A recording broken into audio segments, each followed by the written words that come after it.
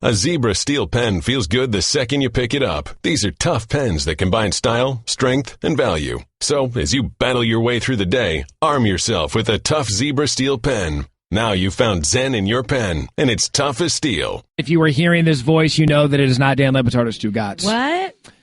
We sorry to disappoint you, but and I'm not Poppy. You are not Poppy. No. It is Matt Barry and L. Duncan of Sports Center relationship fame. We are filling in for the guys today as they continue to deal with the after effects of Hurricane Irma. Of course, our thoughts with everybody down in Florida. Hopefully, Dan and everybody gets back to radio soon. But for today, L. Duncan, Matt Barry filling in for the guys. Looking forward to it. Have a great show planned. We're going to talk Monday Night Football, the after effects of Adrian Peterson signing with the New Orleans Saints. Baker Mayfield apologizing. Ooh. I believe we can tell you that Marty Smith will be joining us. Who knows where that conversation will go. But we know the conversation right out of the gate, L, is Tuesday mornings tend to be the first morning that all of us can breathe. Right. And just collect ourselves from Thursday NFL, right, Saturday college football, Sunday NFL, Monday NFL, and now I think we all get to catch up and talk to each other again. Right. It's just a matter of what we're going to talk about once we do get to Tuesday. And it feels like Thursday was so very long ago. But we had some observations from yesterday's game. By the way, shout out to this dude on Twitter, Doug Peterson's agent, who every time I mention that me and you are doing anything together, he's really trying to make this work. He keeps calling it salty and sassy time. And then there's a GIF of a man that's a salt shaker and he's dancing. Now, who is the salt and who is the sassy in this pair? Well, what's he trying to get at? I don't know. I don't know. Is he thinking like we're a thing? I don't know. I don't know if he's referring to you being like salty and me being sassy, or which one of us is get off my lawn? Definitely you. That's me. Yeah, you hate on everything. No, I don't. I'm not a get off my lawn guy. I'm more of a don't feed my dog people food type of guy. There's a completely different guy. Am I really the curmudgeon of the two of us? You are. We're probably going to see that over the next 3 hours. I was going to say, we're going to hear it. So what is it about it? What is it about what? Me being the curmudgeon. I just think that you, even though you look like you're about 26 years old, I think you're sneaky older than people know. And I also think that you've hit that age where tradition is important to you. Is it the snark? Some of that as well. Should I be less snarky? No, I love the snark. Great. I don't think I'm going to be less snarky. Is it the Jason Bateman thing? Matt has been saying for a couple of weeks now that people think he looks like Jason Bateman. Now, how is this a new thing? Jason Bateman has been an actor for many it's been years. going on for a while. Okay. It's been going on for a while, but I think he's new again because of Ozark. Okay. And so streaming some of these shows on Hulu, and that's like the thing. Mm-hmm. And so it's come up again. It's better than the poor man's Billy Bush, which you have also been accused of looking at. I've been called the poor man's Billy Bush. And because this is old school radio, no TV today for the Le Batard show. Yeah. So, Elle dressed accordingly. You dressed for television. I did. I did my hair. And so did I. Yeah. I mean, you did it up. And so we're going to be just old school radio today. We're just going to talk to each other. And the reaction after Monday Night Football. And we'll get into this coming up later in the program, Al, because the NFL this weekend in general, we have plenty of thoughts on that. Laid an egg. And I don't know what it was or why it was. We'll try to unpack the struggles the NFL had in week one. But Saints-Vikings last night. Mm-hmm. And everybody knows the story. It was the much ballyhooed return of Adrian Peterson going back to Minnesota. Right. None of us knew that Sam Bradford was going to be an All-Pro last night. Well, no, because that offensive line was so awful last year for him. But boy, did they turn things around. I mean, listen, if given the time, right? He's got an arm. It's why he was the number one pick. Do you believe it, though? No, the only person I buy on Minnesota is Dalvin Cook. Okay, That's so the only player that I buy. And then the Saints have issues as well. And it kind of goes into the big picture of the NFL after week one. Monday Night Football, Drew Brees should have been the star of the show. Mm-hmm. And then it's Sam Bradford. Adrian Peterson's storyline should have been the star of the show. But it wasn't. No. Led the team in rushing with 18 rushing yards. Tied with Kamara. It was a joke. Mark Ingram, who's supposed to be their workhorse guy, 17. It was just, listen, from a fantasy perspective, Drew Brees was extremely disappointing. But the Saints have had slow starts. for the last few years. So that wasn't exactly surprising. I do think the most surprising thing is that the star of that game, the star of Monday Night Football, between the two games really, is Sam Bradford. I don't have a problem with it. Why? Sam Bradford's good. Do people not like Sam Bradford? They don't like Sam Bradford because he was the number 1 overall pick, and he made a ton of money, and you could credit Sam Bradford with the change in the rookie salary scale. Right. When he got paid all that money for proving nothing out of Oklahoma. Whose fault is that? Not his. Okay. And he's always hurt. But he's been humbled. He's been humbled since then, right? Isn't that what people want? They want to see someone contrite, someone that started at the top, whether it was earned or well-deserved. He faces injuries. He gets traded. Like, he's been humbled. So why don't we like Sam Bradford? 27 to 32, 346, 3 touchdowns. They don't like him because number 1 picks are never going to be liked. Okay. They're because they're the player that comes in with all of the hype that's going to resurrect the franchise, and more often than not, they don't work. Right. So you've got the number 1 label tags to you forever. He wasn't great with the Rams. He was always hurt. Right. And then he gets traded to Philadelphia. That, you could argue, didn't work. No. And then now he's got an opportunity with the Minnesota Vikings.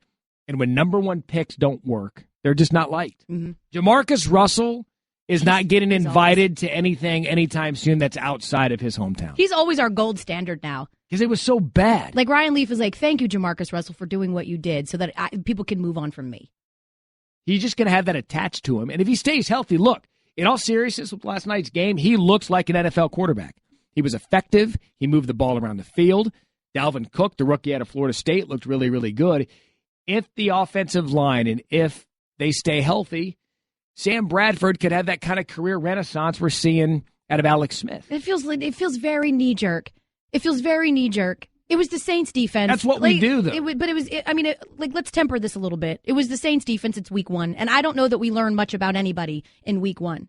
Like, we're ready to go ahead and give NFL MVP to Alex Smith. Okay, they had months to prepare for this Patriots game. But we love overreacting. That's what I said to start the show. It's Tuesday. So this is where we overreact on Monday from a full slate of NFL football. But we sit here on Tuesdays, and now we have to look at week 2. I like Sam Bradford. If he stays healthy, I think he's a nice player. Okay. He's a nice player. What are the Vikings going to do? They're not going to win the division. All right. Because the Packers will win the division. Lions are okay. Bears, no. Pass. They're better than the Bears. So I look at Minnesota, if healthy, with Sam Bradford, 9-7, 10-6. Okay. What's wrong with that? Do you see them as a Super Bowl contender in any way? No. Okay. Who do you see as you can't make that. The Patriots were a Super Bowl contender. Well, they were awful in week 1. They were, yeah, but come on, man. The Patriots have earned enough. They've built enough equity to give them a pass week 1. What I'm saying is it's the same thing with the Vikings every single year. Really solid defense. They can depend on their run game. It used to be Adrian Peterson. It now looks like it's going to be Dalvin Cook. If they can get some decent play from their quarterback, they can really contend for a Super Bowl. Tell the beautiful listeners here of the Batard Show, Matt Berry, L. Duncan filling in for the guys. Who is your NFL team? The Broncos. Okay. Would you take Sam Bradford on the Broncos? I mean, you're asking me after my Broncos won and Trevor Siemian looked solid. Listen, it doesn't matter. You could literally put touchdown Jesus back there right now. The Broncos' offensive line is not good. So to me, they're kind of one and the same. I feel like we don't know who Trevor Siemian is yet. We've had one season with him, but we know who Sam Bradford is. So the upside to me of Trevor Siemian, I'd take Trevor Siemian. I would like to give you this opportunity to talk about the Broncos in their game. Because for those who want a little behind the scenes of working with L on SportsCenter, if you bring up the Broncos, and it doesn't even need to be a deliberate, hey, Denver Broncos. If you just buzz the tower of talking about the Denver Broncos, you'll go all in. And so this is your opportunity. Like, you're our Broncos insider. I want you to just break down the game last night. You know what? I don't need to break down the game. The Broncos, listen, if anybody out there listening watched the Broncos play any games last year, this is the exact same team. Really solid defense, no fly zone, weak spot is their rush defense. Offensive line is trash for the Broncos. Trevor Siemian was able to scramble yesterday. That was something new. But listen, I get it, Matt. as a Broncos fan, I understand watching them is boring. I get it. They're not fun to watch. They're boring to watch. You got a lot of 3-4 yard completions, get into third down situations, try to pick up a first down by running the ball 2 yards. Like, this is literally all they do. So I get it. It's boring. What's it like watching a Broncos game with you? It's really, really, really, really difficult. There have been times where my husband has left the house and gone for a walk at midnight to get away from me. It's gotten better since we won a Super Bowl, but it's embarrassing. I'm not going to lie to you. It's not my finer moments. What was it like last night? I was okay. You were? Yeah, I was okay. Until almost the fourth quarter. Almost blew the lead. Yeah, Listen, all right. Almost blew the lead. Until the fourth quarter. Trevor Siemian went from Hall of Famer to average again. Okay, well, no. You were okay? See, you did that. You did that. No one called him Hall of Famer. He looked really solid, but when it comes down to the Broncos preserving a lead, I feel confident in our defense, and that's exactly what happened. Defense got a couple of stops when they needed to. We get that blocked field goal. We're good to go. Right. I'm not stressing after week 1, Matt Berry. Now, how about your Cardinals? Oh, we'll get to that later. All right, okay. That's why you're salt and sassy. I'm just here to proctor the rest of the program. Coming up next, was it the shortest marriage in football history? Possibly. Did we already see a kink in the vows that happened last night? We'll talk about that and more. Matt Berry, L. Duncan, filling in for Batard and Stugotz today, ESPN Radio. You're listening to Love Advice with Leanne. Caller, you're on the air. Hi, Leanne. Longtime listener, first-time caller. Why, in your professional opinion, do you never take my calls off the air? Is this Carl? Yep, it's Carl. I mean, we had a few dates. Everything was great. I thought, Well, when you switch to Geico, you could save a lot of money on car insurance. Okay, awesome. You should call them. I will. Geico, because saving 15% or more on car insurance is always a great answer. We know that in the world of celebrity Hollywood, that marriages tend to not last a long time. Okay. Is that fair? That is fair. But we be our Us Weekly correspondent, like that's what happens? Yeah, no, it is. But I feel like there are those divorces that we see coming, right? For instance? Britney Spears. Everybody knew both times. She's been divorced twice? Yes. Who was the first? Remember she married that dude in Vegas when she was wearing like a cowboy hat and like a tank top. Federline? No, that was the first. Jason or something, I think. Then she marries Federline. Like, we saw that coming. We knew that was coming. It was a train wreck that we were all waiting for it to happen. Then you have like a Chris Pratt situation, right? Like, who saw that happening with Anna Faris? It's devastating. And why do people, okay, good, because I don't get why people get so upset when celebrities divorce. Because you feel like you have irrationally invested time into their relationship. Why? They don't care about you? Sure. So why do you care about their marriage? It's totally and completely irrational, Matt. We get that. But there are people that you root for, I think. Right? Like, Chris Pratt is like your, used to be lovable, chunky guy that turned into this hot guy. And you loved that Anna was the famous one when they got together and she supported him through his chunky phase. Because you know him so well. Right, absolutely. I know he is a stand-up guy in my heart. So all of this is to say that we perhaps thought the marriage between Adrian Peterson and the Saints was going to work. Who? I think everyone when they signed up. No. You didn't at all. Nope.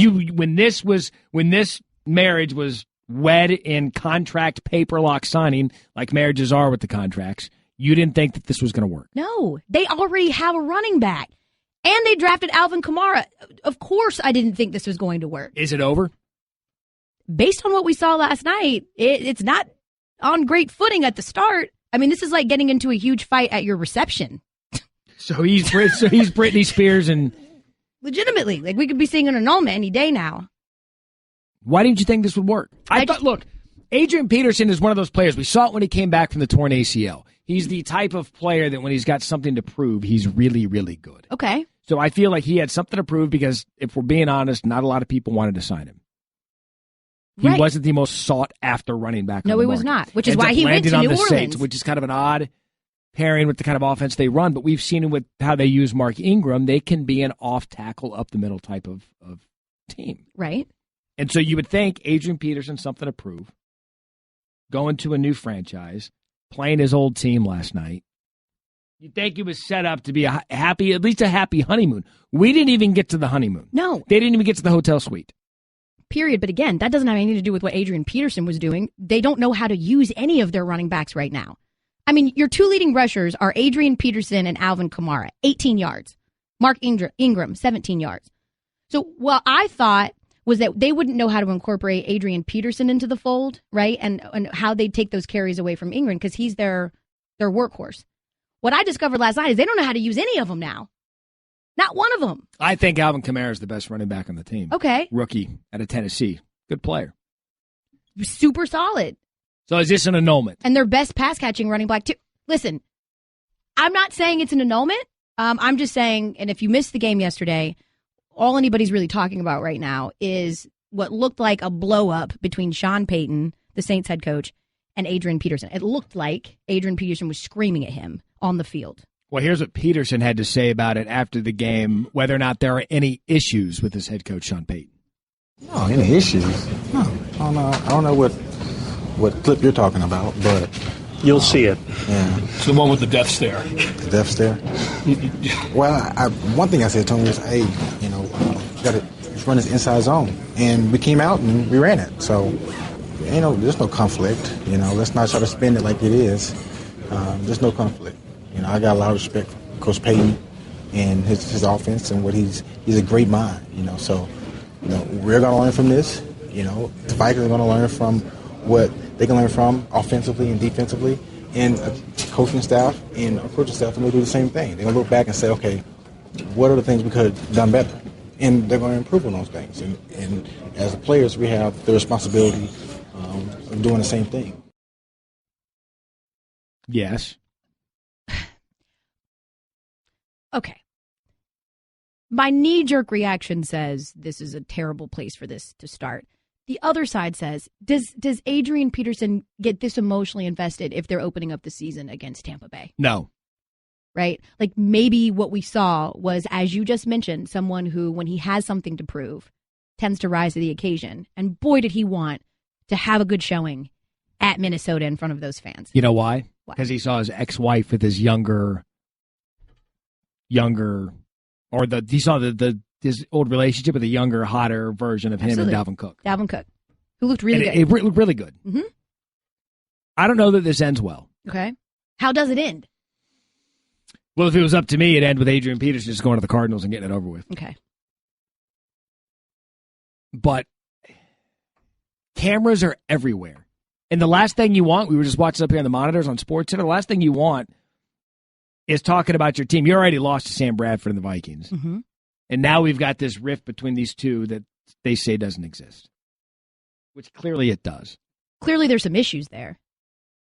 But again, I think that it's going to depend on them getting creative and how they're going to use this backfield, because they've got plenty of weapons. But what they did yesterday just isn't going to cut it. The first week of the season, we've already got drama with the Saints. It'll be good. Guest of the Dan Le Batard Show up here via the Shell Pennzoil Performance Line. Coming up in the 11 o'clock hour, we're going to do How Old is Too Old, and we'll want to hear from you. So the number 888-SAY-ESPN, 888-729-3776. We'll do a How Old is Too Old. I was told I'm too old for this haircut. Okay, so how old is too old for the faux hawk? On the Twitter. And I do have to say, Ryan Clark, I'm gonna go 12. It's a burst fade first. Okay, wait. I like burst. it. It's a burst fade. Yeah. What is that? It's not a full hawk. So you're wrong. A burst okay, fade. So it's a fade and it's bursting. It's a burst fade because it's here, and I just didn't cut the rest. So that's first and foremost. And secondly, I didn't have an issue with this guy saying I was too old. My problem was he had on a Jay-Z T-shirt and jorts. That's another good how old. Okay, so how old is the jort cutoff? It's not about age; it's about century. And I think the jort. I think the jorts should have died in 1993. Well, so that's the thing, man. I think it just all depends. Like I have a college student. You know what I mean? So, and I got a junior in high school, and when I get around the dads, I'm different. Well, yeah, because you probably look like your college student's friend. And so that's kind of like the issue, though. Like I don't feel like I'm old. I don't think 37 is too old for my haircut, L. There you go. So there's an example of how old that ain't nothing but ultra perm. Clearly, you like jorts and Jay-Z T-shirts. I'm just playing. You know I love you, RC. You hear his voice, Ryan Clark, giving you the Straight Talk, brought to you by Straight Talk Wireless, best phones, best networks, no contracts. All right, so week 1's in the books, Clark, and I look at the NFL big picture for the entire week, and I thought it was awful. I didn't think it was entertaining. It was kind of cool. I didn't know that there was anything good to talk about. What was your thought? I think what happens is we expect certain things. Like you obviously expect a certain level of play, but the common fan, usually when people don't score a lot of points, they think football is bad. Yeah, they're bored. Yeah, like because you watch the game to be entertained.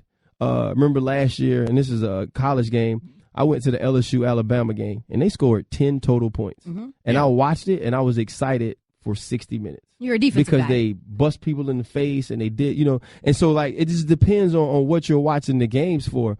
And depends on what gets you excited. When I watch Marshawn Lynch flip the bird twice, yes. Run over Jarrell Casey. Jarrell Casey's on his back, pull on his shirt. Like, that excites me. I think overall, it wasn't a good week of offensive football.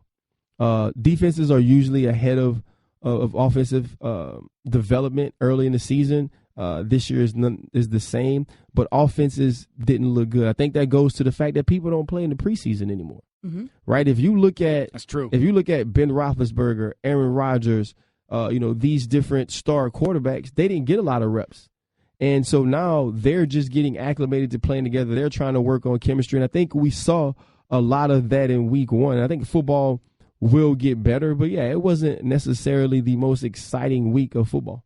Give me a all too hot take, way too early in the season thing that people are going to be talking about today. The Super Bowl. All right. Hold up though, because I heard you on Mike and Mike earlier, and you was all in on the Raiders. Oh, okay. Yeah, I'm not saying it's wrong. I'm saying that's after week 1, right? So all offseason, all we talked about was the fact that the Patriots might not lose. Correct. Undefeated season, but we do that every year. Right, but they deserve it, and they've earned it. And with what they added, you felt like that team could be that good. So they lose. Obviously, Pittsburgh's been the hot team other than New England Patriots to pick because of the Bs. Bell, Bryant, Brown, Roethlisberger, Ben. That's the B. Yeah, so you got all those guys, and so you're thinking, okay, Pittsburgh going to come out, they're going to roll this rookie quarterback, they're going to kill him. When you watch the game, and it was like Antonio Brown was real good. And then everybody else was like, right? And so many of these things you come into the week expecting, and then you see something different. And then the Oakland Raiders come out and improve on the two things they needed to. They needed better corner play, and they needed to be able to finish the game running the football. They can do both of those things, or they did both of those things against a team that many people had predicted to go deep into the playoffs and to win the AFC South. Yeah, Titans were trendy. Right. Titans were a trendy pick. And now, to your point, with Marshawn Lynch coming in there relative to Latavius Murray, they can just pound the ball. Yeah. They can sit on leads. And now. It looks different.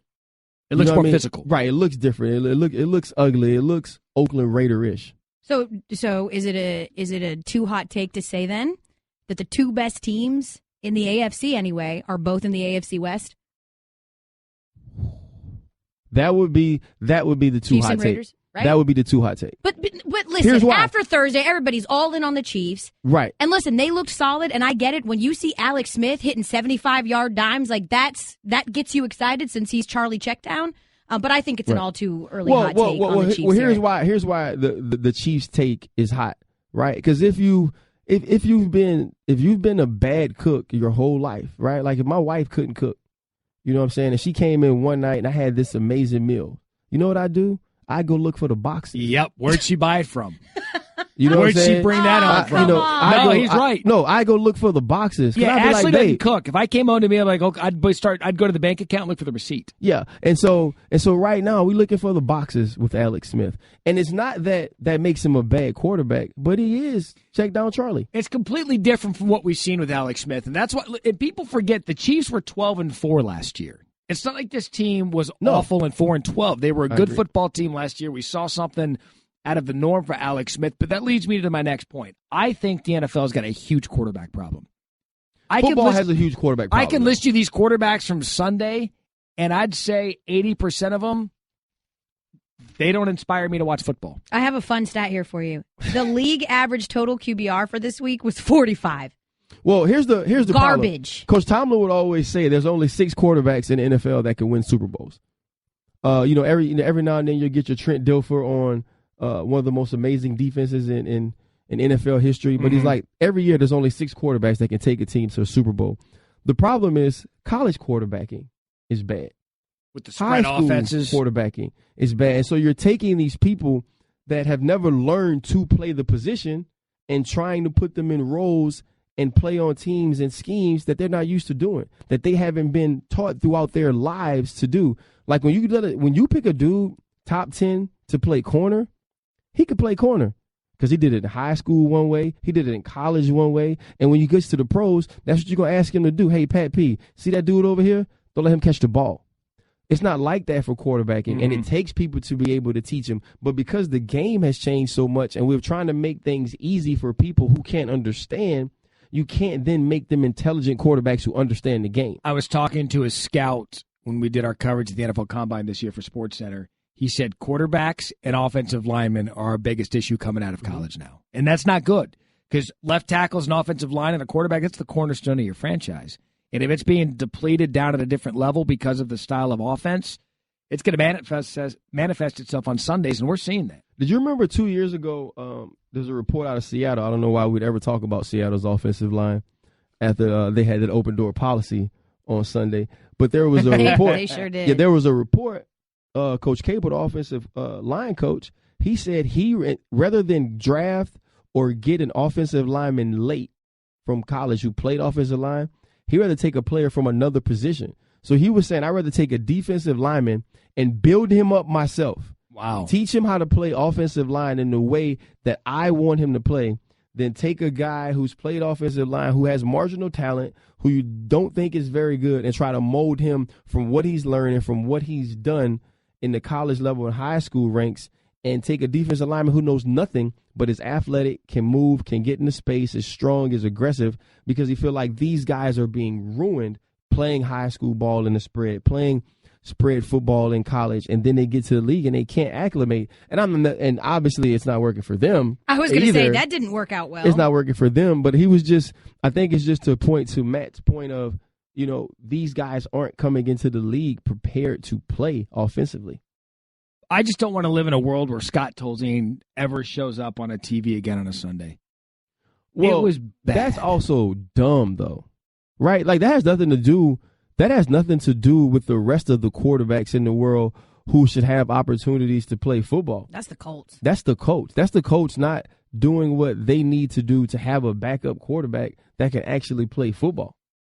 And so, I don't want to live in a world where Scott Tolzien plays either unless I'm playing defense against him on Sunday because he's going to throw me one.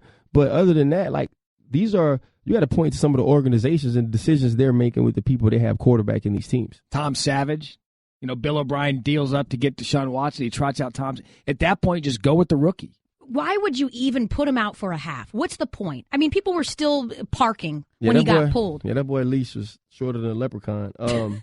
But, when you look at, he had to know they'd be that bad up front. Like, there's no way he didn't know they'd be that bad up front. But in knowing that, if Deshaun Watson comes out and you start him and he stinks it up and he's getting killed, you can't pull him. Yeah, you're in. You're in. You're all in now. Like, you're all in. So I think he tried to trot Tom Savage out there and do what he could. Win games if he can win games, because this team has won games with extremely bad quarterbacks. They've seen it before. They've done it before. And so I think he felt like, man, let me get what Tom can get me and bring Deshaun along. See, to me, it felt like ego. It totally felt like ego because he doubled down on something he's been saying for months, which is that Tom Savage is my starting quarterback, even though everyone knew, contrary, that it was not a good decision. Just go with Deshaun Watson. We already know who Tom Savage is. Can Deshaun Watson win a Super Bowl this year in Houston? No, but neither one of them can. Kaiser, neither could Carson Wentz. Neither can Tom Savage. Here's the thing. I totally agree. The Houston Texans can't win a Super Bowl. No. Right? So if you're not completely prepared to play Deshaun Watson, if you're not 100% sold that it's the best for your team and it's the best for his development, for him to be out there the first play of week one, it's okay. I'm with you if you've got a guy that's a legitimate starting quarterback in the league. Let's go to, the Chiefs with Pat Mahomes. We know that he's going to be the future of that franchise, but Alex Smith isn't going anywhere. They can say that was a luxury pick. Almost similarly to the Bears. I mean, I know Mike Glennon isn't a fan, but he's a capable NFL quarterback. Trubisky could just sit and watch. Tom Savage isn't that guy. No, listen, I don't disagree about Tom Savage, but it's not always as cut and dry as, hey, this dude can't play, Deshaun Watson can, let's put him in. Having said that, don't start him on a Thursday night. Deshaun, don't start him on a short week. Let Savage run out there and that Thursday night. See, really? That Thursday you night go back to no. Yes. No. You don't give a rookie a short work week and say, hey, make your first career NFL start on an awful Thursday night game. Ryan Clark, we appreciate your time. Guys. The RC. burst fade. The TV viewer got cheated. They didn't see that today. I learned a new phrase today. Coming up next, Baker Mayfield apologizes. Why? And did you believe it? Boo! That coming up next No on the way. Batard Show with Stugotz on ESPN Radio. L. Duncan, it took one tweet for me this weekend to realize that football season is like the chicken pox virus What do you mean? in people. I mean that once you've had the virus, it lays dormant in your system for your entire life. Okay. And then it can flare up. When it comes to football season, off-season fans just kind of lay out. Come football season, the crazy comes out in everybody. Yeah. And I love it. Yeah. I tweeted one thing in favor of Baker Mayfield, in favor of Kirby Smart, in favor of TCU's defense, in favor of Clemson's defense. And I probably, for 36 hours, had Louisville fans all over me because I didn't say it about Lamar Jackson. Right. It brings out the crazy. It brings out the absolute psycho in people. Why is that? I don't know. I think I think you said it before, maybe the short season, right? It's a lot of impact in a couple of months. You've been waiting all year for it. I know for me personally, like when I first started dating my husband, my mom asked me, this was a real conversation. When I told her that we were starting to get serious, she was like, before you guys take that next step, make sure he watches a Broncos game with you to see if he still loves you. I think that's a good test. It really would. Especially with you. Absolutely. I mean, I hid that part of me for a long time. And when I felt comfortable enough that like this could be the one for me, I brought him in and he immediately was like, this is not good. Like real reservations. Because you get absolutely psychotic during the Broncos game. I act like an absolute psycho. It's pathetic. And See, I get it. And I'll lose my mind every once in a while watching an Arizona State. Arizona State, we stink this year anyway, but if we're actually good at some point, I'm a little intense during a game. But I can see you going so far above and beyond Right. that people probably think something bad's going on in the house. Well, in all fairness, Matt, I mean, like no knock to like your Sun Devils, but there's no real expectations for them to win anything. There isn't. My Broncos, however. Because they have a Sun Devil that's your backup quarterback that's probably going to lead you back to the playoffs. No, he isn't. No, he I mean, won't. Brock Osweiler, for being All fair, right. is why you guys got to the playoffs. No, he but isn't. you never Our admit defense is. He was solid, but he didn't do enough to steal that job away from Peyton Manning, who was a shell of himself. Coming up next, I will not apologize, but Baker Mayfield did. Brock Osweiler led the Broncos to the playoffs. I'm going to say it for the last 5 seconds so you don't get the last word coming up top of the hour. A Zebra steel pen feels good the second you pick it up. These are tough pens that combine style, strength, and value. So, as you battle your way through the day, arm yourself with a tough Zebra steel pen. Now you've found Zen in your pen, and it's tough as steel. It was an emotional game. I told you guys that last week that it was. I knew that it was going to have a lot of implications on the playoffs, and so that's the way we were prepared. And so it was an emotional game. And so after the game, it did not mean for it to be disrespectful towards any Ohio State people at all, especially not the team or the players, because they're a great team and a great program. So I didn't mean it to be disrespectful at all. I mean, we do the flag thing at OU Texas, and so that's just something that I got caught up in, an emotional win. And, it should have been something I did in the locker room, so I apologize for doing it in the middle of the field. That was Baker Mayfield apologizing for his antics following Oklahoma's big win on the road at the Shoe against second-ranked Ohio State. I'm going to unpack this from several areas, Ellen. I would like your response to each topic. All right. The first thing that Baker Mayfield said, I didn't intend this to be disrespectful. Yeah, you did. You definitely did. That's why you did it. You literally said afterwards, I had something planned. I just didn't know what. And here's the deal. I'm okay with it. So what? I love that Baker Mayfield did this. Me too. Because Ohio State, a year before in Norman, Granted, it was a team thing where the team together with the head coach sang the alma mater with Ohio State fans in the corner of Memorial Stadium in Norman. Fine. But that didn't stick well with Baker Mayfield, and he used this as motivation throughout the whole offseason. But I'm okay with it. There is nothing wrong with what he did. Nothing. I have a problem with him apologizing. Me too. Do you think that he was forced to apologize? Yes, the school made him. There is no doubt that after it got such a response that it did, which I thought it was fantastic because he went into a hostile environment, played like a Heisman Trophy winner, and stuck it to Ohio State, and they did it the year before, I was fine with it. But it got such a visceral reaction the day after and the night of, because we were talking about this earlier, where football brings out the crazy in all of us. People went nuts. And so I'm guessing, this is pure speculation, that someone that sits up in one of the administrative offices that wears a suit for a living said, well, Baker took the attention off of the win and put it on himself and made Oklahoma look bad. So, you know what? We're going to have him issue an apology because that made us look bad. Stupid. It didn't make them look bad. The only people that were offended or had their feelings hurt by it were Ohio State fans. Everybody else was here for the petty. I loved it. It's because it was Baker Mayfield. He's had issues off the field. They're trying to give us this image of Baker Mayfield being this clean-cut, not wild kid playing quarterback. But that's what I love about him. He reminds me a lot of Johnny Manziel. You don't know what he's going to do on the football field. You don't know what he's going to say, and you don't know how he's going to act. And that's okay. All I know is that he's a damn good football player. He had a great game the other night, and he let his emotions get the best of him. If you have to apologize because the school tells you to, fine, apologize.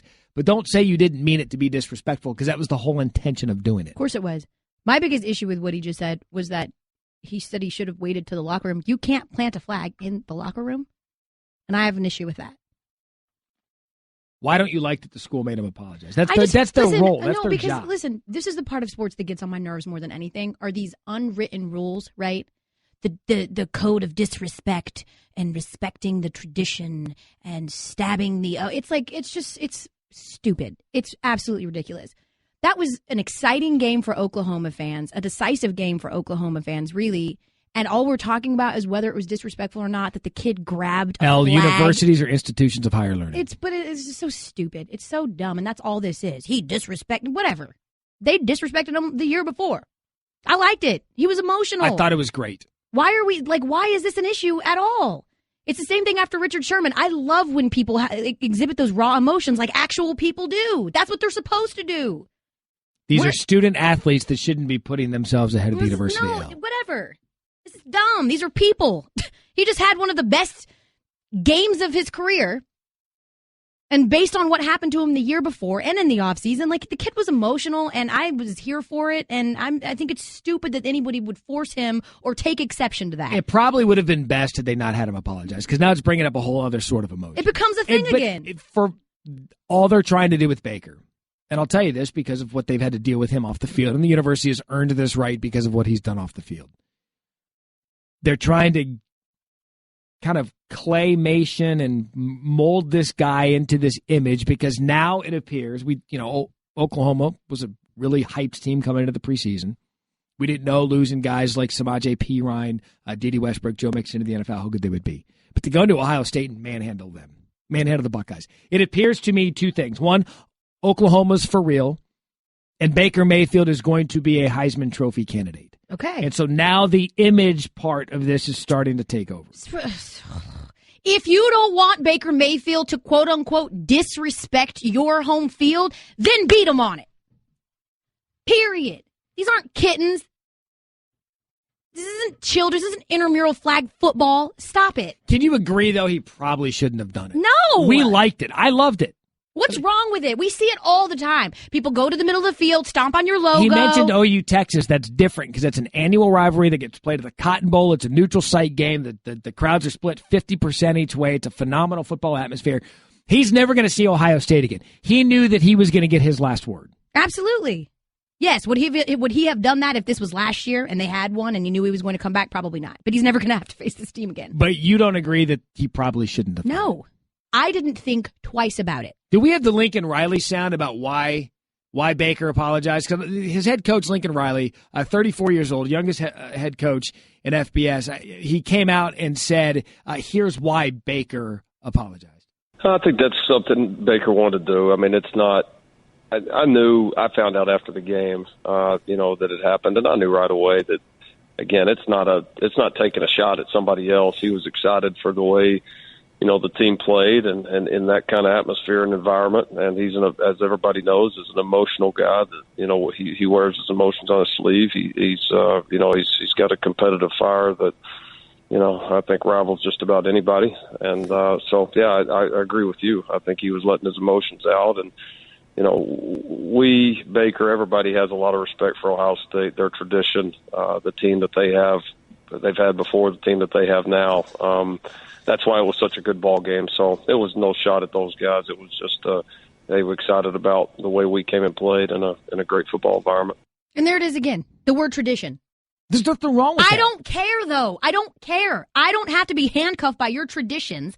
Baker Mayfield shouldn't have to think, okay, well, what would tradition say about this in this particular moment? He reacted. He was excising demons. That's what it looked like. He was excited. He planted a flag. Move on. Okay, so you're the person that's going to celebrate after a touchdown. You're not going to go hand the ball to the ref and act like you've been there before. No, listen. We're not talking about a touchdown celebration. We're talking about him winning a game that his team was the underdog in after what happened to them the year before. That game kept them out of the playoffs. We're talking about a game, not a touchdown. I loved it. What's wrong with it? I just don't like that he had to apologize. He didn't tear the goalpost out. Like, this is stupid. And I'm tired of it. Will you embrace Baker Mayfield for the rest of the football season? Absolutely. I love he's how going to be your was. guy. He's my guy now. Listen, my allegiances are always going to lie with Georgia. But I like the fact that he was petty and emotional. He had a great game, and I'm here for it. I will tell all of you listening to the Batard Show with Stugotz, Matt Barry, L. Duncan filling in, that L's favorite day of the work week is Friday because we do not top 10 on SportsCenter, specifically because it's petty. I say it all the time. I make no qualms about who I am. I am petty, and I love petty stuff. And I think it was fantastically petty. And who cares? What would you have done if they made you apologize? What would you have said? It would have been very tongue planted firmly in my cheek. Give me an example. I would like to apologize to those who were offended by me simply taking a flag and planting it in the O. I did not think that was a huge issue, but apparently for some of you it is. That is so disingenuous. Exactly. So for those of you who care, I apologize to you. I would say moving forward, go undefeated at home and it'll never happen again. What about the traditions? You're poking the bear, Matt. I am, and I loved it. Look, Baker, do you. You do you. You be one of the best players in college football. Plant the flag wherever you want if you keep winning football games. But just so he understands, the target's on him and OU the rest of the year. It is. And that's another reason why they made him do it. And also he should understand that with artificial turf, it's very difficult to plant a flag, which is why it fell over. All right, coming up next. Thank you. Move on. This is 3 days later. Stop. Well, to be fair, he apologized yesterday. Okay, 2 days later. To be fair, that was yesterday. It's never too late to apologize. Coming up next, I'm in a world of hurt because I had the number one pick in a fantasy football draft. And not only the Arizona Cardinals, the team that I cheer for being from Arizona, now I have to make some fantasy moves. Coming up next, the first waiver wire in the fantasy football season is here.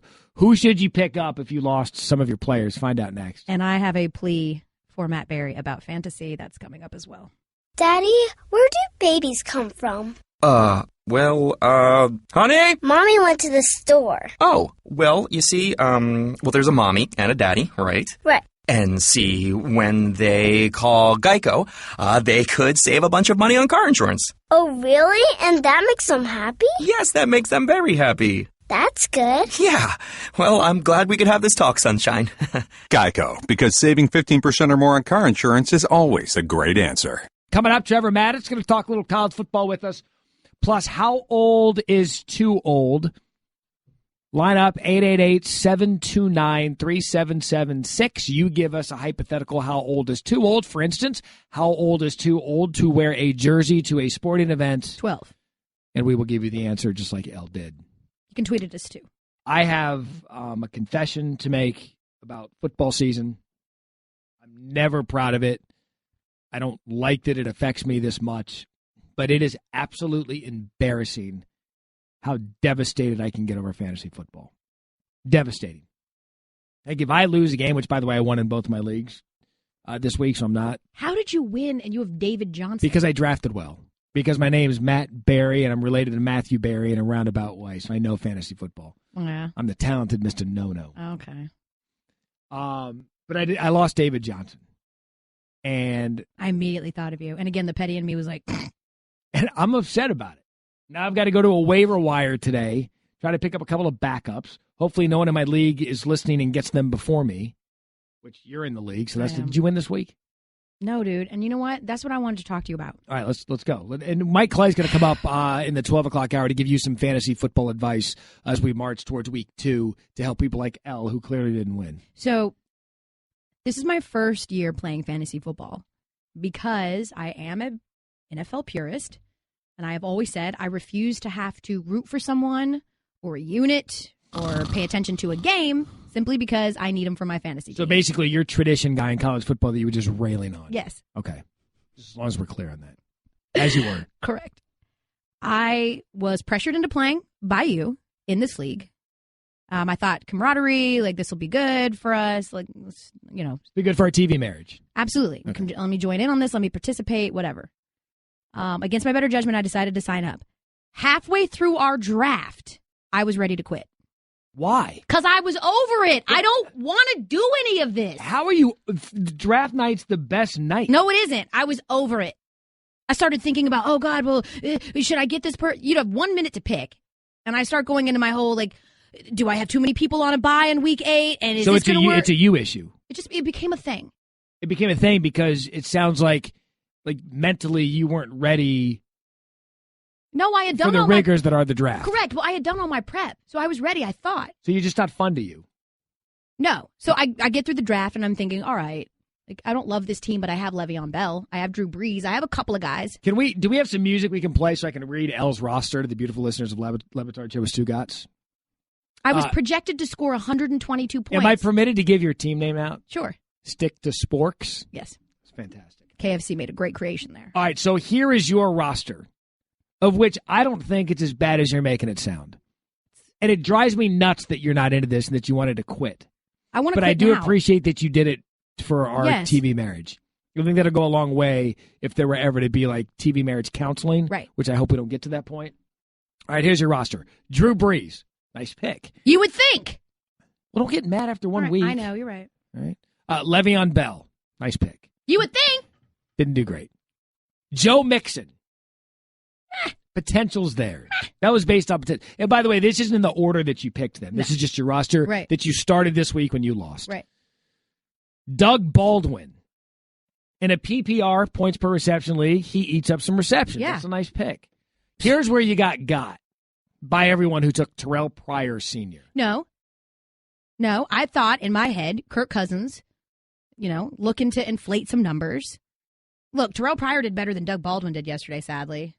Delaney Walker, nice tight end. Right. See, this roster's good. Terrence West. Hey, had 14 points yesterday. See? Patriots defense. You didn't. That didn't go well. -4. All right. Adam Vinatieri. Nice kicker. Your bench, Darren Sproles. How is he 46? Yes. How does he keep playing? Dak Prescott. That's a good backup quarterback. Your quarterbacks are really good. Brees and Prescott. Jordan Matthews plays for the Bills. I try to stay away from anyone in Buffalo in general. I know. People and football players. Especially Ed Marlette. Got this guy from Buffalo that works here. Avoid him. He's on my bench. Marlette or Jordan Matthews? Both. Okay. Mike Wallace. Yeah, bench. Latavius Murray. I only picked him because I thought in short goal situations, right? Like maybe he'll be their guy. Dion Lewis, one of 17 running backs for the Patriots. Right. Again, bench. And Cameron Brate, tight end for Tampa Bay. I don't understand why I want to quit. Why? Because it exactly what happened, what I thought would happen, happened to me on Sunday, Matt. And I spent the whole entire day on Sunday. You got beat by Randy Scott. Correct. 94-77. Obsessing over these stupid. I obsessed the whole time. I was like, I don't want to do this. That's the whole point. Obsess over it. It's not fun. You need like a fantasy football therapy hug from the other Matthew Berry. I won't hug you because you're in my league and I want you to lose every week. But you do if we get is Field Yates running around? I don't know. Everyone keeps telling me, "Oh, play the end game. Like, don't worry about it. It's just week 1." But I always want to win. You've become what I said at the beginning of the segment, which is that fantasy football is an unhealthy obsession. There are people that are buddies of mine that they act like they actually lost a game, like an actual game. Right. That's the beauty of it, El. No, it isn't the beauty Soak of it. it up. No, it's ruining me, and it's ruining my experience on Sundays, and I want to quit. What did your husband say about it? Did he draft with you? No, well, yeah, he drafted with me, but he stopped doing fantasy football for the same reason. He was like, it's just too much work. It's too much work and like not enough just enjoy yourself. Too much like who did I start and what does that mean for this and what Who's does that get off my lawn guy now? You. Okay. Fantasy football is a great unhealthy addiction we should all support. Coming up next, the show's going to actually get smarter. Trevor Maddich is going to call in and talk a little college football. You know who wouldn't do anything about fantasy football? Trevor. Right. Because you can't draft offensive linemen. That's true. That and more coming up next. Batard Show with Stugotz here on ESPN Radio. Trevor Maddich, America's Trevor Maddich here with us. Our college football analyst here at ESPN joins us on SportsCenter AM on Saturday mornings as we get set for a busy day in college football just for college game day. Also does some work for the Washington Redskins. Trevor, right out of the gate, I am curious your thoughts on the Baker Mayfield apology. I think it was the right thing to do to apologize. No! I think it was the wrong thing to do to dance on that block-o. Oh. Why, Trevor? 2 reasons. One is it's disrespectful. And he doesn't need to be disrespectful to hammer home the fact that he beat them on their stadium. Yeah, but that was the point of doing it. What? That was the point of doing it, to be disrespectful. No, it's not disrespectful to beat a football team. It's not disrespectful to sing your fight song on their field in front of your fan contingent that's there on the road. That's okay. But I think it is disrespectful to do that. But it's not just the disrespect that I didn't like. It's that from a standpoint of what they were trying to accomplish, it was harmful. It was less powerful for them. What do you mean? To dance on that block-o and to plant that flag. It would have been better had they sung their fight song, had Mayfield done his laps with the OU flag around the outside of the field, and then stayed on the outside of the field. Then we would have all said how he got his revenge, how everything was great, but we wouldn't have been talking about disrespect. Sometimes when you are less loud, you are more powerful. Michael Crawford sang on the Phantom of the Opera soundtrack a number of years ago, the part of the Phantom. And at times he was loud and powerful. But when he was most powerful, listen to Music of the Night. When he was most powerful, it was when he was soft. He wasn't loud. But it spoke so much more when he was soft because he was soft. And I think that Oklahoma would have made a much bigger statement if they would have been respectful of that block-o in the middle of that field. And so it's not just that it was disrespectful, it's that it wasn't even effective. I told you the show was going to get smarter. I know. He just went Phantom of the Opera to make a football reference. I'm like, Trevor's so classy, and I think that's what I'm not classy, and I loved that he did I'm it, with Trevor. you about he made it all about him. And so the Monday after the game or the Sunday after the game, we're talking about Baker Mayfield and his actions post-game when we should have been talking about his brilliant play on the field. Right. And for me, 2 things stood out. One, there's no doubt about that the university made him do this. And 2, there's no doubt about it. The Lincoln Riley is like, do not make it about you. This was a team win. Well, I'm sure that's probably true. And I'm sure somebody in PR said, hey, you might offend some Heisman voters. And you don't have to offend that many before you go from number 1 to number 2. So you might want to come out and apologize for that. Now, I don't know if that's true, but when he was apologizing, the first thing I thought was, okay, this sounds to me like a PR campaign, just in case some Heisman voters in the Midwest, say, were offended by what he did. Absolutely. You see right through it. About it. I said they're trying to mold him, and he's like clay right now, and they're trying to mold him into this perfect prototype of a person and a quarterback and a real stand-up guy. But he's Johnny Manziel. That's just not who he is. Clay. So you're saying that he's like mud, only a little better. Yeah, like go to the scene in Ghost. I got where they're molding the. Oh yeah. Yeah, that Clay actually though was the luckiest Clay in the world. I think at that moment that was really good. Agree. Clay has never been happy. Yeah, although I would see it differently, Matt, when it comes to the comparison to Johnny Manziel. On the field, there's so many comparisons because of the way they play. Off the field, I've never gotten the impression that Baker Mayfield was as much of an unmade bed as Johnny Manziel seemed to me to be. Now, he had that incident in Arkansas where he disobeyed a police officer who told him to stay put. He ran The police officer tackled him. By the way, Ohio State might have won that game if they would have signed that guy to a one-day scholarship to play defense for him, that police officer. That was a great form tackle in Arkansas this offseason. It's the only tackling they've been doing in Arkansas. But I would hate to be judged by a snapshot of my worst moment, right? I agree with you. And I haven't seen from him other moments like that tell me that there's a pattern. So I see it differently from a Manziel standpoint. Was this an indictment on the Big Ten and Ohio State? Yeah, or was yes. it was? Oh, man. Oh, yeah, Ohio State, Why? the class of the Big Ten. Ohio State is the team we've been talking about as the most talented team in the Big Ten, and I still believe they are. Okay. Overall, top to bottom, the most talented team in the Big Ten. Of course, most talented doesn't always mean best team. But the fact that Oklahoma came in and beat them on their field, didn't just beat them, dominated them on their field. Not just in a shootout with an offense that was more dynamic, because Ohio State's offense still is a work in progress. It's not as dynamic as Oklahoma's. But the fact that Oklahoma's defense, which is good, but it's not Alabama's defense, shut them down.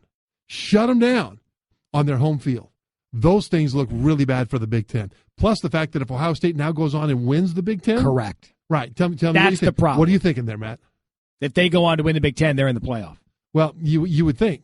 Oh, you mean Ohio State? Ohio State. Yeah, unless you come down to let's say Ohio State wins If out. Oklahoma doesn't win the Let's say Oklahoma loses one game on the way to becoming Big 12 let's say champ. they lose Bedlam. Okay, but let's say then that they become Big 12 champs. So now you got one loss champ Oklahoma, one loss champ Ohio State. Do you think the committee might, for the first time in history, respect that head-to-head victory that Oklahoma has and put them in over Ohio State if it came down to those two for the fourth spot? Right? You would hope. Yeah, you would hope, but didn't help Penn State last year. But you guys are counting your chickens before they hatch. I mean, if there's a real issue is there a real issue at Ohio State and JT Barrett? Are you pulling the plug? Are you trying to figure something else out? I'm not pulling the plug on JT Barrett because JT Barrett is one of the great leaders that I've ever seen in college football. Problem is he's not a physically imposing talent at quarterback. He's a great athlete. There's the difference. He's got the potential to be a very good football player. He's not particularly fast, powerful, or sudden as a runner. He doesn't have particularly great arm talent. What he does, though, is he knows the offense backward and forward, and he can bring everybody together and get them focused on the same page. The problem is if the guys he's trying to distribute to aren't responding or aren't performing to the level that his leadership would try to get them to, he doesn't have the physical ability to make them better than they are. My problem with what they're trying to do at Ohio State, Trevor Mattis joining us, Matt Berry, Al Duncan in for Batard and Stugotz. The issue I have with JT Barrett is he's got zero threat to stretch the field. Right. Zero. And that's not what Kevin Wilson's trying to do. And so if you look at Ohio State as they project, I disagree. I think Penn State's the best team in the Big Ten with Trace McSorley and Saquon Barkley. I think they're the better team. And I think Michigan, if they found a way through their quarterback issues with Will Spate, with their defense, they're really, really good.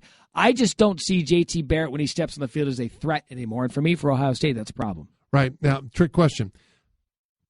Passing for Ohio State, more than 10 yards, over or under 2. Do they have more or less than 2 pass plays against Oklahoma that went for more than 10 yards? Less. They had one. That's a They joke. had one pass play. Terrible. And that was one of the great emphases. Points Emphasize. of emphasis. Let's go There you emphasize. go. Let's go Latin. Over the offseason. And they were against an Oklahoma defense that is not a brick wall. And that's a quarterback issue. And that's why I don't know what they have in the Quarterback and receiver and line. So Cardell. Look, when Cardell came in, what did they do that year in the playoff? They were just slinging it all over the yard. Granted, they had 2 NFL wide receivers on that roster, but they had a quarterback that could stretch the field. Okay, that's fair. What do you think about Louisville-Clemson this week? I think Clemson had better strap it on because Deshaun Watson, in watching his first 2 games, has added more capability at the craft of quarterbacking from the pocket in terms of reading defenses, understanding where the easy yards are. Take the easy yards with his arm rather than just go overpower them with his elusiveness and his ability to run. He's added that to his game in the first 2 weeks, and if he can get that onto the field against Clemson, last year Clemson did not shut him down. They scored 36 points on the road at Clemson in a loss. One of the great performances I've seen in person. Right. Was And that game. now Jackson is better. How? Because when he sees the defense, in the past he would see color. In other words, he'd see a guy with his jersey color and the opponent's jersey color, and he'd decide if he could throw it that way. Now he's reading coverages. Now he understands when he's got man coverage and an advantage out there. He understands when he's got a leverage advantage on a certain route that he wants to hit, and so he'll throw to that route because of a leverage advantage. This is identification of defenses that he's much better at this year than he was last year. Okay, so on Saturday on our show on Sunday rather, Booger McFarland, so very quickly saying that he thinks that Lamar Jackson is as underrated as you can be and be a Heisman winner. Do you agree that no one's talking about him? You know what? I said coming into this season that it's really weird for a returning Heisman winner to have to sneak up on the rest of the country. You know my thoughts on that, right? Because the media doesn't like handing the Heisman Trophy out twice. So they're trying to find another way. Conspiracy theory. If it didn't happen to Tim Tebow, it's not happening to anybody. Well, that may be true. Although I'll tell you, Lamar Jackson, if he can beat Clemson in this showcase game, he's so good. He is so worthy of consideration to be only the second in history to win it twice. And here's the deal. And the other thing that he's got going against him is that if Baker Mayfield keeps playing at this high of a level, the media is going to gravitate towards him, whether he keeps planting flags and fake turf or not. Trevor, before we get you out of here, how old is too old for a grown man to wear a jersey to a sporting event? I would say 21. Okay. Unless you're there with your son. Okay. If you're there with a child, there's a qualifier. Then We do paint get your that. face, wear the socks, everything. That is also what's coming up next. How old is too old? The number 888-729-3776. You throw us a hypothetical how old is too old. We will guide you through the process because we know you're going to be asking for a friend anyway. Trevor, we appreciate your knowledge. And the Phantom of the Opera, it was beautifully done. Hey, every Saturday. It Trevor, is the with music us. of the night every Saturday morning. There it is. Thank you, Trevor. Well, Nell and I do Sports Center together. In the non-football season, we always end each show with how old is too old. We Right. throw each other a hypothetical how old is too old and weigh in. So if you would like to give us one and weigh in, you can. Call us at 888-729-3776, 888-SAY-ESPN.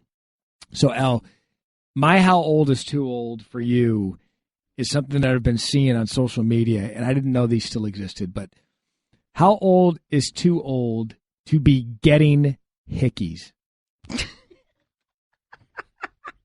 Wait a minute. Who are you following? I'll tell you during the break. Okay. I mean, I like 16. That's what I thought. Yeah. Like I thought a hickey was done in high school. Yeah. No, it absolutely should be. Apparently, they're all the rage in college. Really? Yeah. Like people are like wearing them like badges of honor. Yeah, like their neck is bruised with hickeys. I didn't know those still I didn't know that they went to college. It's very embarrassing. Because why are you bragging about someone sucking on your neck? Like at that age, you should be bragging about other things. What do you have? Because hickeys. I have one here. Right. On someone tweeted at us the situation, not the question. So I'll ask you the question: how old is too old to be offended that someone you're dating hasn't changed their relationship status? On Facebook, I presume. Correct. That's a good one. 18 max. Okay. Like if you're in high school, it's a big thing. But the high school kids even on Facebook anymore? No. I feel like once parents got on Facebook, Facebook was done. Right. I'd say 16. Okay. All right. No, 18. 18 years old. How old is too old to grammar check someone on Twitter? Oh, I'm talking to Randy Scott, who just grammar checked you for saying bouquet. Greeny does that all the time. Okay. Like one of the worst things that you can do is be grammar police on social media. Correct. The whole inception of social media was worst. to get it out in 140 characters. Absolutely. We'll get to the Randy Scott thing. Quit talking your slang. It's WHAT, not WUT. How old is too old to cry watching a sporting event? Okay. I imagine that you're saying that because at 38, you probably did that. Now, I've had nothing to cry over lately watching sports. It's true. Neither one of your teams are any good, and you didn't expect that they would be. I wasn't I'm not let down by anything. I think the last time I cried was actually the other day watching Classic Sports when the Arizona State Rose Bowl came on against Ohio State. Oh, is that what I'm you're still not over it. relegated to that? That's it. That's all I have. Week 1 is in the books, but it's not too late to get closer to the game you love with DraftKings 1 Week Fantasy Football. This Sunday, DraftKings is hosting a free contest with $100,000 in total prizes to celebrate the launch of their new game. Pick 'em. Just use code HUDDLE to play in DraftKings free contest with $100,000 in total guaranteed prizes this Sunday. It's free. Why wouldn't you try? DraftKings.com code HUDDLE. Eligibility restrictions apply. See DraftKings.com for details. Let's go to Charlie from Virginia who wants to get in on the how old is too old. Hello, Charlie. How are we doing? Thanks for taking my call. You bet. How old is too old to throw a fit about your football team losing? Thanks. Bye. Okay, because I love this question because there are normal people fits and then there are L. Duncan fits. Right. So, like, do we call them like just average, like, temper tantrum? Yeah. Like a regular, yeah. Not like all the histrionics, but a regular right. temper tantrum. So here's my answer. If it's your alma mater, I don't think there's any age that's too old. But it's got to be a private fit. Don't go throwing it at the kid or the coach. College specific? Really? Yes. Because I paid money to go to this university. I've earned the right to throw temper tantrums anytime I want. NFL, 30.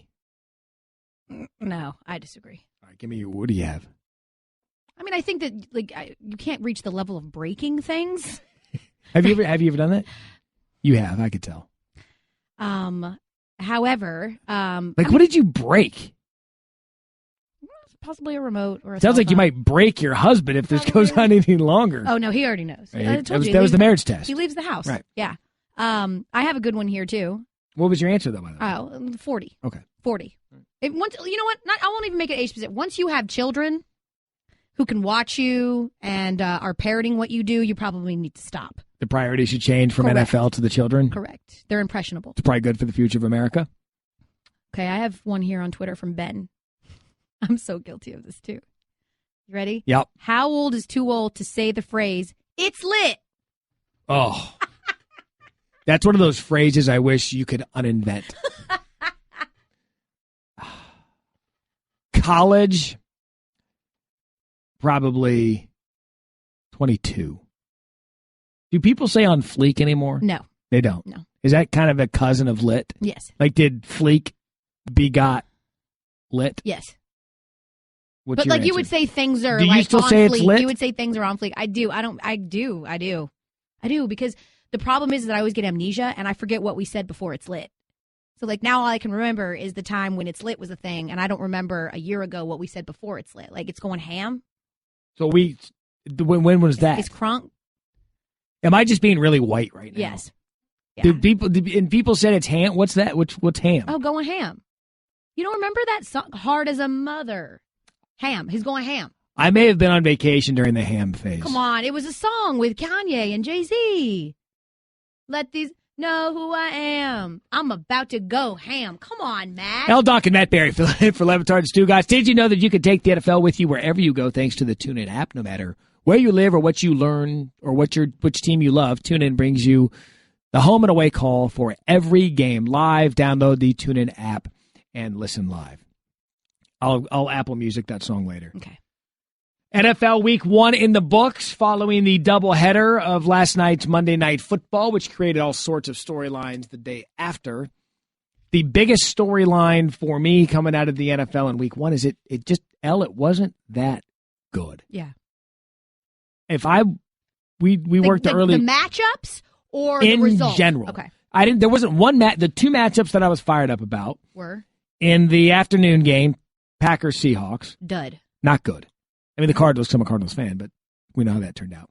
And then I was really excited for Cowboys Giants. I lived in Dallas, traveled with the Cowboys for 5 years, working at NBC. Still like to see what that franchise is doing. And it was awful. And then last night, awful. I mean, come on now. Now, hold on now. What were you expecting from Saints, Vikings, and Chargers, Broncos? Like you need to. That is my point exactly. But that's what the NFL is bringing us now because there aren't too many matchups in the NFL that we are getting excited about. Right. And inherently, I think that's a problem for the future of the league. And you know this about me. I lean heavily towards college football. Sure. Because I believe that in that sport, you could really count on 3 to 5, maybe 6 games a week that you really, really can't wait to see. In the NFL, I struggled to find 3 this week. Struggled. And that's just because I wanted to hear Joe Buck and Troy Aikman call the Packers Seahawks games. I like Aaron Rodgers. And the NFL's got a quarterback problem, and right now it's got an entertainment problem because I won't nap on a college football Saturday, and we're up at 3 a.m., 3:30 a.m. to do our show. Sure. I'll stay up, maybe take a half-hour nap towards the end of college game day before the games start, and then I'm up till midnight watching games. In the NFL, I slept in the fetal position with my mouth open for 2 hours because there was just nothing to stay up and watch. But again, like, you're talking about a league right now that has a guy named Scott Tolzien starting. It's boring. You know, you've got your usual suspects. To me, it's that you've got your usual suspects, right? Those big-name guys who have been around for a long time. Your Tom Brady's, your Rodgers, your Ben Roethlisberger's, right? But then you don't have this young, fresh crop of quarterbacks that you've really invested any emotional time into. Does that make sense? Like, it does. We haven't had any of that. And Ryan Clark was on the program with us earlier, and we're starting to see this because of the style of play they're doing down in college. You're not getting that prototypical NFL quarterback that you would see in years past. I think that's why you saw Carson Wentz get drafted so high. He was the one guy that people ID'd and said, you know what, that is an NFL-looking quarterback. Right. Pro style. That's why Josh Allen out of Wyoming, he's another player that fits what the NFL is looking for.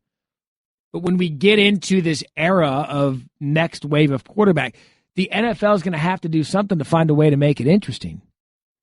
Because Clark even said, I believe you mentioned it, one of the more entertaining spots on Sunday was Marshawn Lynch flipping the bird. I love it. He's so Raiders. I mean, what are people talking about more? Baker Mayfield and the flag, or the near comeback led by Phillip Rivers over Trevor Siemian? Baker Mayfield. It's a problem.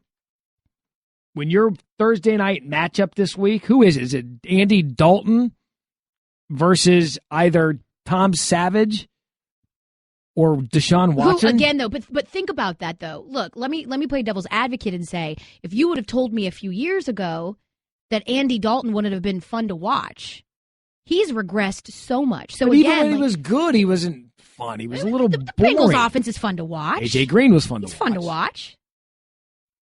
I mean, Brian Hoyer started for the 49ers. I get it. And the NFL is going to have to do something, because right now it is Aaron Rodgers, Tom Brady, Drew Brees. Yeah. Meanwhile, your two big fantasy guys this week. Ben Roethlisberger, baby. Your two big fantasy guys this week are Alex Smith and Sam Bradford. And watching the Chiefs play, it was like watching the Spurs back in the day. It's just like they win, but it isn't beautiful. It's not fun. It was fun last Thursday because they stretched the field, but they don't typically do that. I also have a theory with the NFL and the way that we talk about this all of the time, that as viewing habits change in consumption, the NFL is going to eventually have to get on board. You know what I love about college football, other than just the sport itself, is that starting at noon, I can go noon to 3:30. Just a ton of games. Then you have another window, 3:30 to 7. Yep. Then you have another window, 7 to whatever. Then you have Pac-12 after dark, which when things get weird. So you have essentially 12 hours of nonstop football. You know what the NFL does? You get the 1 o'clock games and the 4 o'clock game. That's it. It's over. It's done. You have the night game. And if you don't have DirecTV and you don't have NFL Sunday Ticket, you have to watch the game that they choose that you have to watch. Right, which is almost always one you don't want to watch. While stuff is going on simultaneously other places, and then before you know it, you miss it. Sunday Night Football in America's here. You get that game, and then it's over. Do you buy into the fact that there's too much NFL being played at this point, that it hasn't become appointment watching because you know you're going to get it on Sunday, Monday, Thursday, and then Thursday at some point in the definitely season, killed right? it. Right. I could tell you when I was in Dallas, basically covering the Cowboys every day of the week, there were players on that roster that would tell me off the record that the Thursday night games it wasn't good for their bodies. They just didn't like it. And they're not good players games. don't like it. They're garbage. They're not good games. That short turnaround, they're never good games. They're not competitive. You know what makes it great? Because you have to wait for so long for the sport to get here. And then you get bored with the Thursday night games. And I'm an NFL fan, but I was discouraged that we waited. We were salivating for football. And I was like, oh, this was it. This was week 1. Yay, Trevor Siemian. All right. Well, can you stop picking on the Broncos, dude? No, not unless they start. Up, not unless they start Brock Osweiler. No, especially because you got a team right now that's trotting out a 56-year-old quarterback. So you need to stop it with this Trevor Siemian. That was me going ham. Okay. God. That was me going ham. Oh God. Speaking of going ham, coming up next, it's going to be lit. Marty Smith. All right. Okay. is going to join us. My guy from Sports fleek. Center on their own. Anna Lebitard, from what I understand, he's now a Lebitard show regular. He is. Friend of the show. I used to know Marty when, he's just too big for me. You knew now. Marty before the party. So it was Lit, Ham, and what was the other one? Fleek. All right. More of this coming up next. Okay, Kevin, for the grand prize of $1 million. What color is the White House? I know this. 5 seconds. Oh, switching to Geico could save you a bunch of money on car insurance? Okay. Judges? That's true, Kevin. They'll allow it. Congratulations. You're a winner. Woo! Geico, because saving 15% or more on car insurance is always a great answer. A regular, as I understand it on this program, but also a regular with Sports Center with us on Friday, Saturday, and now Sunday mornings. The man, the party, the Marty Party, joins us down the show, Pendulum Performance Line. Money! Hey, you say Penn's a little different than I do. Hey, I have a question for you. We were just doing how old is too old, and I couldn't think of anybody better to run this out there with you. Marty, how old is too old to be getting hickeys? Ooh, be getting hickeys. I would say probably maybe junior year in high school, somewhere around in that area. Yeah. That's what we thought. But apparently right now in college, hickeys are all of the rage. Well, they need to grow the hell up. Thank you. Thank you, Marty. Why are you bragging about that? I would also like to know if you're familiar with the term going ham. Well, I learned that last year.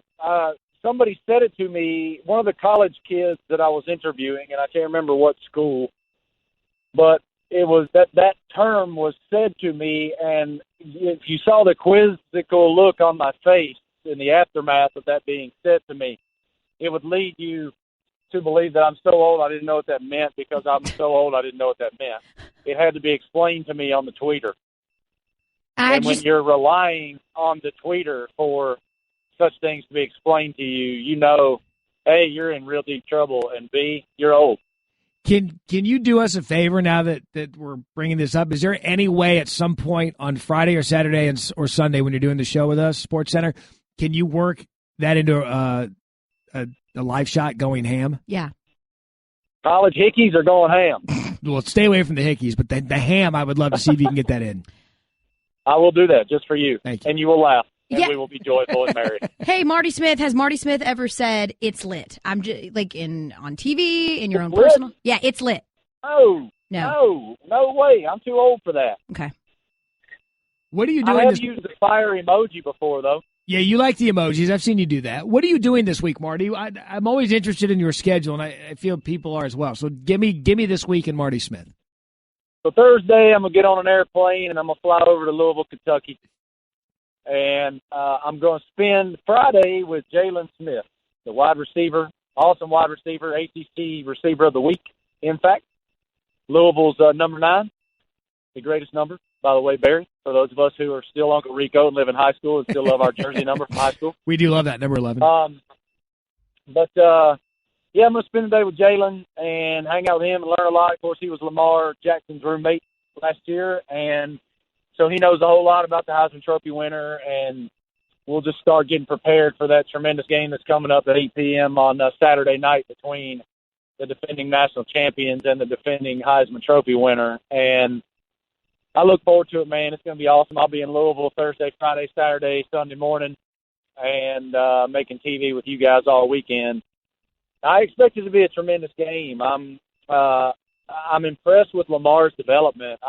As good as he was last year, I see a tremendous step forward in understanding the offense and having a great grasp of how Coach Petrino really wants to run that thing and how much he's developed as a passer. And I think Clemson has the best defense in America. So I think it's going to be one hell of a game, and I'm thrilled and honored to be a part of it. You know, that was my high point last year, was the Louisville-Clemson game. Barry.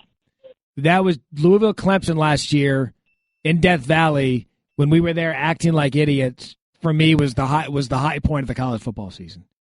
You know, so everybody has an SO Club story that has been to Clemson, South Carolina. And our collective SO Club story was that day. I'll explain it for you guys, and Barry can chime in. Basically, we were doing Sports Center on the road down there in Death Valley, and we all got together. We were not working that night. None of us had post-game responsibilities. But we might have both had to. Either you were flying out the next day or you and I both made TV the next day together. We made TV at SO Club the next morning with Taj Boyd. Okay. There you go. So we all had to stay overnight to work the next morning, but we had no game responsibility. So what did we do? We did what we do. We went to SO Club and started cracking beers. And the Sports Center on the Road bus was parked at the SO Club. So Maddie and myself and Jonathan Wiley, our producer, and several of us went to the bus, and we watched college football all afternoon with this awesome scene outside of the SO Club, which is authentic college football. There were probably 1,500 people at least in the parking lot and inside the bar and around getting prepared for that Louisville game. And not only did we see that mulleted North Carolina kicker beat FSU doing that tomahawk chop running down the field with that mullet, that beautiful Wisconsin waterfall flapping out of his helmet. But then we saw Jacob Eason beat Tennessee and then lose to Tennessee in about 10 seconds time. And the bus almost tipped over. It did. I mean, it almost combusted. We had a lot of fun. Then we saw the Louisville game. It was awesome. We had that whole day, and then we got to walk into the stadium and go to warm-ups, and we were fired up. But the best part about the SO Club story is so we're in the bus, and there's a security guard outside the bus because there were so many people there, watching the games. So we're in there on the bus, having a couple pops, watching the games. And there are these two dudes that are on the bus that are, they were talking like they were country. Like my best friend. Yeah, they were country music affiliated. They were talking with Marty. Marty is a very affable guy. You can talk to him, having a good time. So they end up leaving later. They're drinking our beers, having fun, watching football. So they leave. These two leave after they're there for 3-4 hours. And I ask Marty, I'm like, yo, who are your boys? He's like, who are your boys there, Martin? They're not my boys. I don't know them. They weren't your boys? No, they weren't yours? I thought they were yours. So these dudes found their way on the bus for 4 or 5 hours. No one claimed them. Just kicking it. High-fiving us, hugging us when game-winning field goals are kicked and Hail Marys are thrown like we're homies. And I thought they were Barry's boys. He thought they were my boys. I never seen them before. Yeah, let me ask you this. When you guys are drinking those couple pops on the Marty, in my mind, you're like a Natty Light guy. What's your beer of choice? You go import or what? Or you go domestic? We're actually, Barry and I both are Mexican beer guys. Oh. We like Coronas. We like Dos Equis. We like Modelos. Because we like limes. Like, I'm a lime guy. Yeah. And I'll drink a Bud Light lime. Like, if I'm at a concert, it's hard to find a Corona at a concert. You can, but it's easier to just go, because you can't find the lime. You just go the Bud Light lime route. And it tastes really good. It's very refreshing in the summer. And be careful, because those concert beers are actually about 2.5 in one. But when you get grooving on the Chris Stapleton or the Jason Aldean or the Chief, you don't think about your consumption number. No, or it'll bite you. No, because the more you start singing, the more you start consuming. That happens to me in my backyard, son. I did it Saturday night. It's really revelatory because Matt Berry, to me, Marty, kind of seems like a strawberry Rita guy. Like the Bud Light Ritas. Get it out. Like the Bud. No, we'll kill a Dos Equis. Dos Equis. You know what? I do not disparage. I know that dudes, like real dudes, like hanging out, blue collar country music dudes, like they'll like make fun of you for being a strawberry Rita guy. I don't care. If it gets you to whatever plane you want to be on, that's right, man. Marty. The end goal here is to get to where you need to be. Yeah, man. Look, if that's a cold beer or a strawberry Rita, Zima, let dog eat with the Jolly Rancher. Hey, Marty. Yeah, Zima. Actually, Al, you might have just killed my entire philosophy. I'm not too sure on that Zima thing. See, thank whatever, you. Do whatever makes you happy, America. Let's do that. Let's figure out how Zima fits into our ultimate plan. Marty, we love you, buddy. I appreciate you calling in. Look forward to you dropping ham this weekend during a live shot. Enjoy Louisville. It's going to be a great atmosphere. It's going to be lit. I have to go look it up on the Google to remember what the hell it means. Have a great day, hard guys. as a mug, Marty. Hard as a mug. On the Google, on the Twitter. Marty Smith of Marty Smith Sports America fame joining us here via the Shell Pennzoil Performance Line. Coming up next, Little does Marty know that segment's going to be the gift that keeps on giving because of something that he said. Plus, Mike Clay's going to be in to give everyone fantasy football advice because if you're like me and you had David Johnson, you're probably not in a good spot today. We're going to do some waiver claims and more coming up next on the Batard Show with Stugotz on ESPN Radio. To help us out, all things fantasy, Mike Clay joining us now, ESPN Fantasy fame. All right, so I'm a David Johnson owner. Who do I go for? Who do I pick up? Yeah, first of all, I'm trying to bring the mood. I'll try to bring the mood back up. I thought it was like Sarah McLachlan watching the commercials there. Yeah, with the puppies. Yeah, I'm a little hurt. We got to go choked up. But find a puppy. I'll see what I can do here. Humane Society. Who do you pick up? They're going to re-sign Chris Johnson. It sounds like. I think he's going to be the primary ad here. He'll probably get 10 to 12 carries a game. Not a lot of passing down work. He's getting a little older. It's not the same old guy, but he should be the lead back in this offense. So no Kerwin. Well, not. I already didn't like him. Even if Chris Johnson was not in the mix, again, probably going to be a 10 to 12 guy. Do some passing down work. He's a change of pace back. There's a reason he was on the bench. I mean, he wasn't even assured to make this team a couple months ago. So I just don't think he's going to be anything close to a workhorse. And if you pick him up, you're not going to feel great about starting him. Same thing with Andre Ellington, passing down specialist, actually doubled up Williams in snaps in this game, which I feel like that's being under discussed. But didn't have any carries. He's a passing down guy. So it's going to be a 3, maybe a 4-man committee in an offense that's going to score a lot less than they did last season when they were 6th in the league. I think it's a situation to avoid if you can, but if I have to pick one, it's Chris Johnson. All right, give me a name that after week 1 is going to have everyone salivating, but you think it was just a week 1 anomaly. Yeah, I don't think people are going to like this, especially if you watch the Chicago Bears game, but Tyreek Cohen, he concerns me, and there's a few reasons for this. First of all, he's 5'6", 180. Okay, so that's little not guy. He's very he's little. small, so he's not going to be a workhorse, and that's why I was not super excited about picking him up if I took Jordan Howard as his handcuff, because even if Howard gets hurt, he's not going to be a full-time guy. Also, he had 12 targets in this game, did Cohen. Last year, the entire season, there were 5 instances where a running back had 12 or more targets, and that doesn't mean he's a game changer in this league. It means it's not sustainable. He's not going to do that again. He's going to be a 10-touch guy, and really the big thing here is Jordan Howard. This is not a Jeremy Langford situation.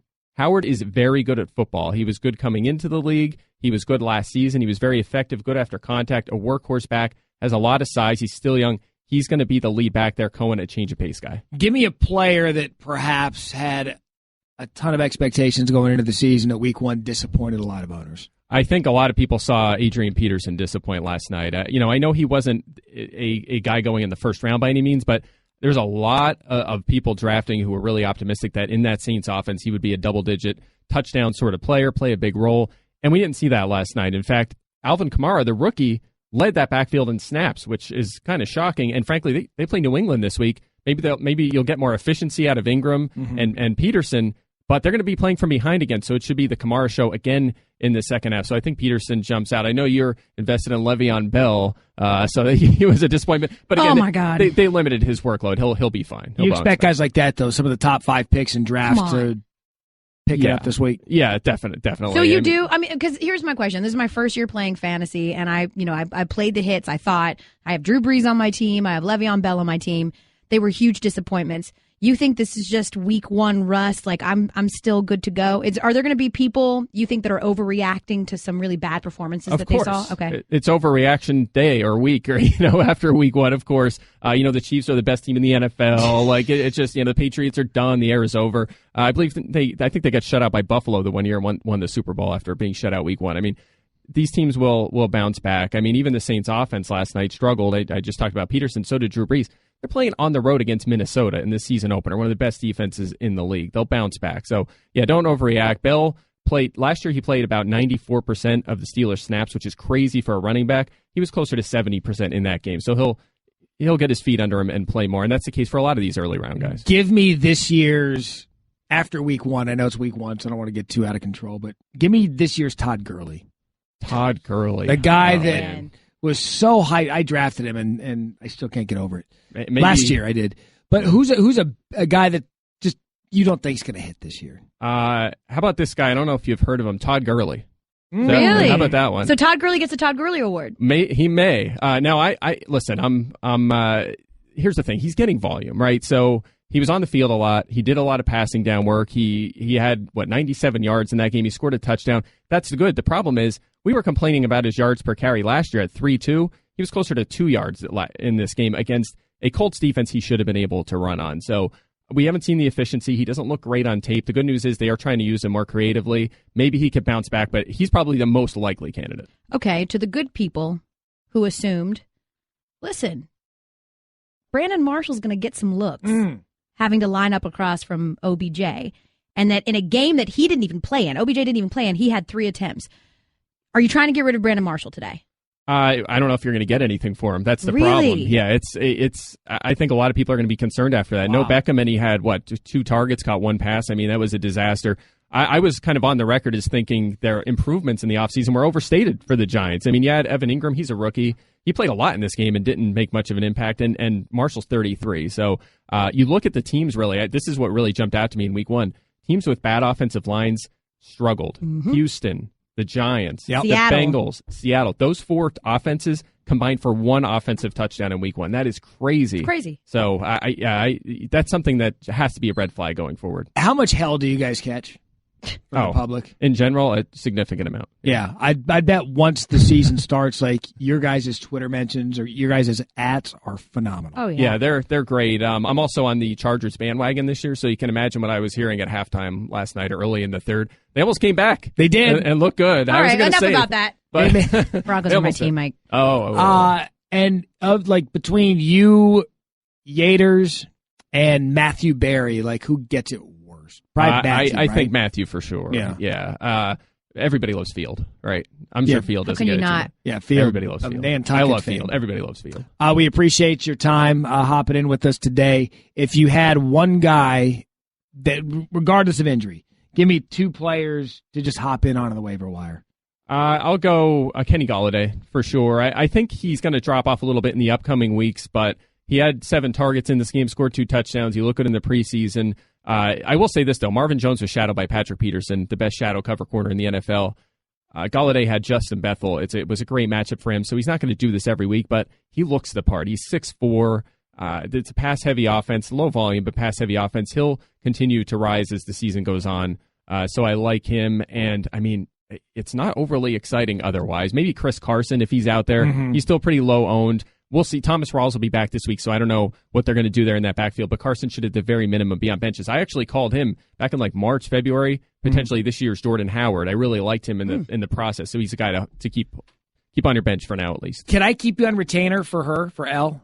Because she's new to the fantasy football thing. It's going to be a roller coaster with her. Sure. I already tried to quit after week 1. Yeah, I've asked her if she I almost quit. quit halfway through the draft. You need a co-owner? Oh, no. And that's the best draft. part.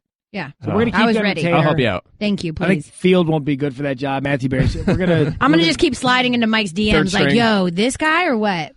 Coming up next, we're gonna end the show by raising the roof. Oh no. Or no. No. No. You go, girl.